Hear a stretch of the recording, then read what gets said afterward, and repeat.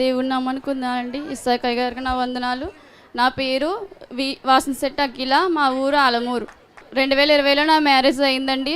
Marriage అయిన ఒక సంవత్సరానికే బాబు పుట్టాడండి. బాబు పుట్టిన తర్వాత ఇంకా సంవత్సరం అవ్వకుండానే నేను కన్సీవ్ అయ్యాను. కానీ నాకు అబార్షన్ అయిపోయింది.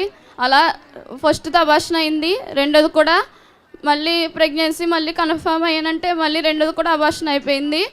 ఇంకా లోపలేమో గర్భసంచి పక్కన గెడ్డ ఉంది, నీకు కిడ్నీలో స్టోన్స్ ఉన్నాయి, నీకు లోపల ఇన్ఫెక్షన్ అయిపోయింది, ఇంకా నీకు నీ వల్ల కాదు అని చెప్పేసి ఎంతో బెదిరించారు. నా నరాలన్నీ వీక్ అయిపోయినాయి, ఎముకలు నిలబడడానికి కూడా నాకు శక్తి లేదు. ఇస్సాకయ్య గారు అక్కడ ప్రార్థన పెడుతున్నారు, అక్కడికి వెళ్తే దేవుడు నన్ను స్వస్థపరుస్తాడు, అక్కడికి వెళ్తే అని చెప్పి వచ్చానండి.